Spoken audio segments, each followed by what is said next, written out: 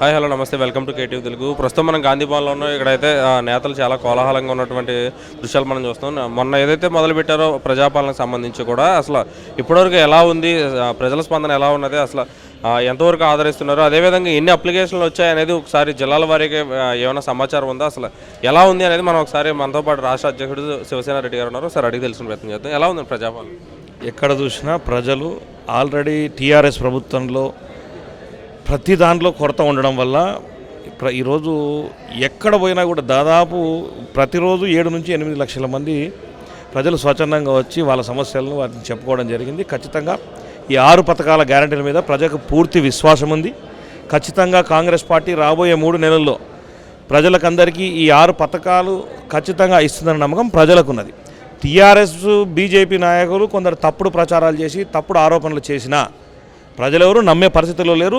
ఒకవేళ వీళ్ళు తప్పుడు ఆరోపణలు చేస్తే ప్రజలే వాళ్ళను తరిమి కొట్టే విధంగా ఈరోజు ప్రజలు కాంగ్రెస్ పార్టీని నమ్మడం జరిగింది. టీఆర్ఎస్ పరిపాలనలో మనం చూసాం, ఎక్కువ మంది దళిత బంధు కానీ రైతు బంధు కానీ వాళ్ళ నాయకులకే వెళ్తున్నాయి. అలాంటి వాటికి ఇందులో ఎంతవరకు తావు ఉంటుంది, అసలు ప్రజలకు స్వచ్ఛందంగా ఇచ్చే అవకాశాలు ఎంతవరకు ఉన్నాయి? 100కి 100 రూపాయలు అర్హులైన ప్రతి ఒక్కరికి కూడా ఈ 6 పథకాలు అందుతాయి.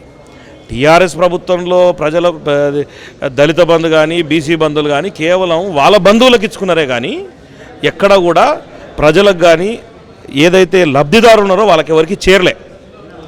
కానీ కాంగ్రెస్ ప్రభుత్వంలో ఎవరైతే లబ్ధిదారులు అర్హులై ఉన్నారో ప్రతి ఒక్కరికి కూడా ఈ పథకాలు అందే విధంగా ఈరోజు మా గ్రామస్థాయి నాయకుల దగ్గర నుంచి, ప్రతి గ్రామంలో ఉండేటువంటి గ్రామస్థాయి కాంగ్రెస్ కార్యకర్త దగ్గర నుంచి రాష్ట్రంలోని పీసీసీ అధ్యక్షులు ముఖ్యమంత్రి వరకు ఈ కార్యక్రమాన్ని చాలా క్షుణ్ణంగా సూక్ష్మంగా ఈరోజు పరిశీలిస్తున్నారు. ముఖ్యమంత్రి గారు దీనికి సంబంధించిన ఎప్పటికప్పుడు అప్డేట్స్ తెప్పించుకుంటున్నారు.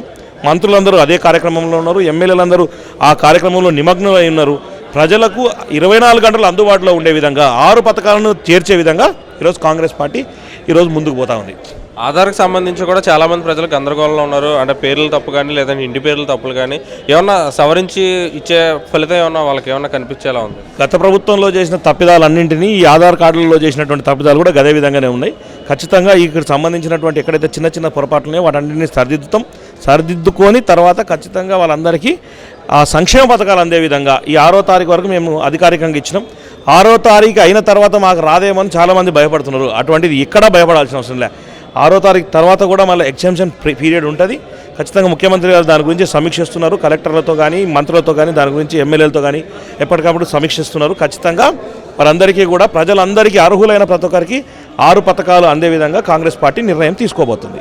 ప్రధానంగా బీజేపీ చేస్తున్న ఆరోపణ మేడిగడ్డ సంబంధించి క్లియర్ కట్గా తెలుస్తుంది. అక్కడ జరిగిన అవినీతి కానీ పిల్లలు కుంగిపోవడం కానీ రేవంత్ రెడ్డి గారు ఎందుకు భయపడుతున్నారు సిబిఐకి ఇవ్వడానికి, లేదంటే వాళ్ళ మీద పిటిషన్ కానీ కోర్టులో ఏదన్నా స్కామ్ జరిగింది కదా, ఇంత పెద్ద స్కామ్ జరిగినప్పుడు ఎందుకు అలా చూస్తూ ఉన్నారు? మేము అంటే అందరు మంత్రులు కూడా చెప్తా ఉన్నారు ప్రతి పైసా తీసుకొచ్చి పేద ప్రజలకు ఖర్చు పెడతాను, ఇంకా ఎందుకు చేయట్లేదు? రేవంత్ రెడ్డి గారు ఎక్కడ భయపడడం లేదు. ఇప్పుడు ఆయన ముఖ్యమంత్రిగా ఒక ఉన్నతమైన స్థాయిలో ఉన్నారు. అంటే తెలంగాణ రాష్ట్రానికి ఒక తండ్రి పాత్రలో ఉన్నారు. ప్రతి అంశాన్ని కూడా దగ్గరుండి క్షుణ్ణంగా చూసి నిర్ణయం తీసుకోవాల్సిన పరిస్థితి ఉంటుంది ఆ స్థాయిలో ఉండేవాళ్ళు. కాబట్టి ఏదైతే ఇప్పుడు నిన్న మా మంత్రులందరూ పోయినరు, అక్కడ ఏం జరిగిందో అంతా చూసినారు. ముఖ్యమంత్రి గారికి దాని గురించి క్షుణ్ణంగా చెప్పారు. ఉత్తమ్ కుమార్ రెడ్డి గారు కానీ, పొన్నం ప్రభాకర్ గారు కానీ, శ్రీధర్ బాబు గారు కానీ మంత్రులందరూ అక్కడికి పోయి దాని అన్నింటిని చూసినారు. ఖచ్చితంగా ఇక్కడ ఏ విధంగా అవినీతి జరిగింది దానికి సంబంధించినటువంటి ఖచ్చితంగా ఒక కమిటీ వేయాలి. దాని తర్వాత సిబిఐకి అప్పచెప్పడం కానీ ప్రతి నిర్ణయాన్ని ఎక్కడా వెనక్కి తగ్గే పరిస్థితి లేదు. ఎక్కడెక్కడ ఏ విధంగా అయితే అవినీతి జరిగిందో వాటన్నింటినీ కక్కిచ్చే ప్రయత్నం కాంగ్రెస్ పార్టీ చేస్తుంది. కాంగ్రెస్ పార్టీ అధికారంలోకి వచ్చి కేవలం 23 రోజులైంది. 10 ఏళ్ళు తిన్నది. కక్కియాలంటే కొంచెం టైం పడుతుంది కదా. కాబట్టి ఖచ్చితంగా రాబోయే రోజుల్లో టీఆర్ఎస్ చేసిన అవినీతిని ఎండగడతాం. ఖచ్చితంగా వాటి నుంచి వచ్చిన డబ్బులన్నింటినీ ప్రజలకు ఇచ్చే విధంగా కాంగ్రెస్ పార్టీ ముందుకు పోబోతోంది. Please do subscribe to Please do subscribe to Please do subscribe to Please do subscribe to Please do subscribe to Please do subscribe to KTV Telugu. KTV Telugu. KTV Telugu. KTV Telugu. KTV Telugu. KTV Telugu. Please do subscribe to KTV Telugu.